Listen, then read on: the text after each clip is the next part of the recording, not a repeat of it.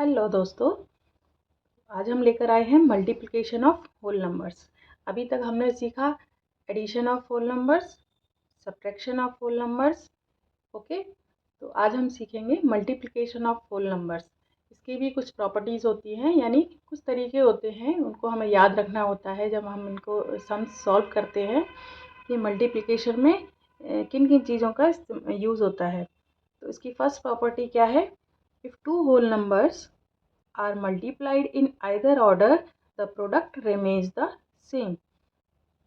It means अगर दो number को हम अलग अलग तरीके से ऑर्डर इनका चेंज कर दें, है ना, इंटरचेंज कर देते हैं नंबर्स को, तो उनका आंसर क्या आएगा? सेम आएगा। 3 8 जा भी 24 होता है और 8 3 जा भी अगर हम लिखेंगे तो 24 ही आएगा। ओके, अब इसकी सेकेंड प्रॉपर्टी क्या होती है? सेकेंड प्रॉपर्टी है if three numbers are multiplied in any grouping or order, the product remains the same. क्या मतलब है इसका? कि अगर कोई तीन नंबर है, उनको हम किसी भी ऑर्डर में लिख दें, 2 मल्टीप्लाई 5 मल्टीप्लाई 7 या 5 मल्टीप्लाई 2 मल्टीप्लाई 7 और 7 मल्टीप्लाई 2 मल्टीप्लाई 5, यानी अगर इनकी हम ग्रुपिंग भी चेंज कर दें तब भी हमारा आंसर आएगा वो सेम ही आएगा। ओके, इसके बाद थर्ड प्रॉपर्टी है the product of a whole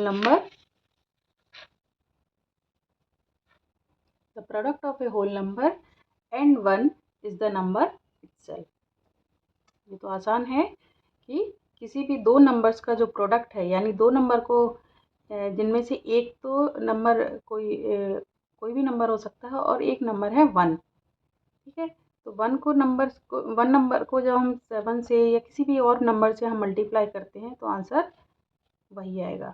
okay, इसकी नेक्स्ट प्रॉपर्टी है the product of any whole number and 0 is always 0।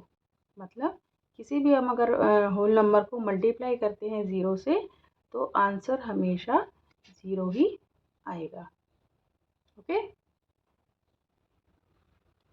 अब मल्टीप्लिकेशन में एक और प्रॉपर्टी होती है जो बहुत ज़रूरी होती है सीखनी, जिसको हम कहते हैं डिस्ट्रीब्यूटिव प्रॉपर्टीज़ ऑफ मल्टीप्लिकेशन। ठीक है, इसका क्या मतलब है कि जैसे तीन नंबर्स हैं तो उनकी ग्रुपिंग हम किस तरह से करें कि उनको सॉल्व करना आसान हो जाए नंबर को। जैसे हम देख लेते हैं एक नंबर जैसे है 3 + 4 मल्टीप्लाई बाई 5। ओके, तीन नंबर हमने लिए, क्या कौन कौन से? 3 4 और 5। इन नंबर्स के साथ और देखो हम कैसे कहना चाहिए कि कैसे हम खेल सकते हैं इनके साथ। तो इसमें हमने क्या किया, 3 + 4 को हमने क्या किया, प्लस करके 7 आ गया इसका आंसर, और 5 से मल्टीप्लाई कर दिया तो क्या आया आंसर? 35। ठीक है, एक तरीका और है 3 + 4 मल्टीप्लाई बाई 5। ओके, तो इसमें और क्या कर सकते हैं? दूसरा तरीका, पहले हम 5 को 3 से मल्टीप्लाई करें, 3 × 5, प्लस फिर हम 5 को 4 से मल्टीप्लाई करें तो क्या होगा? 4 × 5।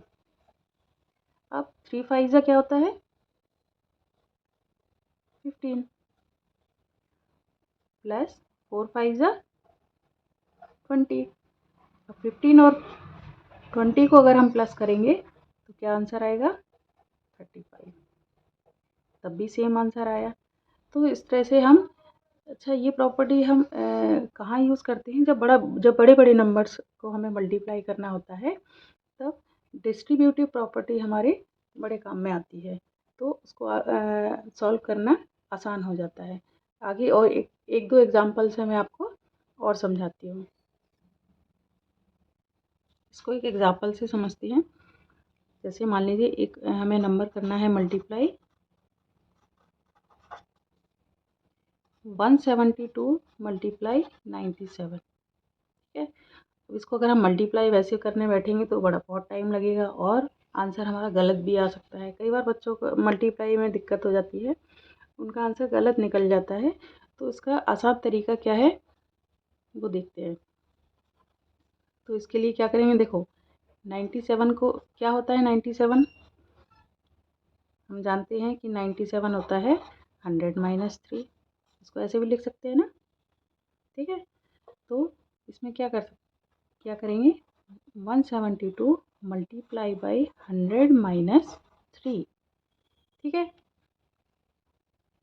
अब 172 को हम पहले 100 से मल्टीप्लाई करें तो क्या आएगा 172 मल्टीप्लाई बाई 100, ओके। माइनस का साइन है, यहाँ माइनस लगा देंगे।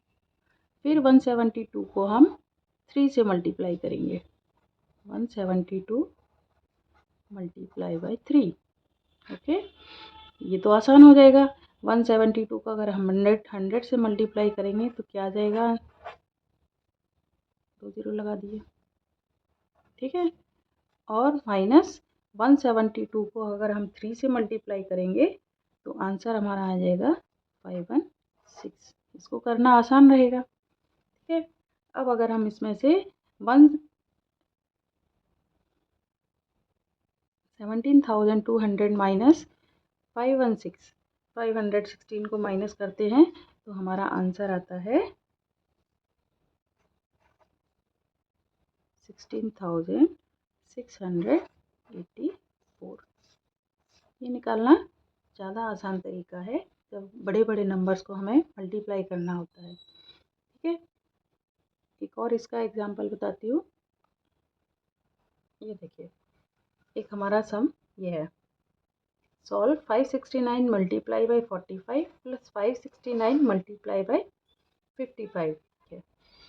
क्या है, solve 569 multiply by 45 plus 569 multiply by 55, okay. तो इसमें हमने 569 और 569 दोनों तरफ है, प्लस के इस तरफ भी है और प्लस के इस साइड भी है। तो हम 569 को दोनों तरफ से एज ए कॉमन फैक्टर ले लेंगे और 45 और 55 को हम प्लस कर देंगे, ठीक है। तो 569 बाहर आ गया, 45 प्लस 55। तो जब 45 प्लस 55 को हम ऐड करेंगे इनको तो नंबर आएगा हमारा 100। अब इसको आसान हो जाएगा करना। तो क्या हो जाएगा आंसर 56900, ओके। तो इस तरह से मल्टीप्लिकेशन की जो डिस्ट्रीब्यूटिव प्रॉपर्टी होती है वो जो बड़े बड़े सम्स होते हैं उनको सॉल्व करने में, जो लार्ज नंबर्स होते हैं उनको सॉल्व करने में ये वाली प्रॉपर्टी यूज में आती है, ओके। तो आज हम मल्टीप्लिकेशन की ही प्रॉपर्टी सीखेंगे। नेक्स्ट वीडियो में हम देखेंगे कि होल नंबर्स का डिवीजन कैसे होता है, उसमें क्या प्रॉपर्टीज़ लगती हैं, उसमें हमें क्या क्या चीज़ें याद रखनी चाहिए, ठीक है। तो आई होप आपको ये चीज़ें समझ आई होंगी। तो आप इसको लाइक कीजिए, सब्सक्राइब कीजिए और शेयर कीजिए दूसरों के साथ ताकि उन्हें भी समझ में आ सके। Okay, thank you.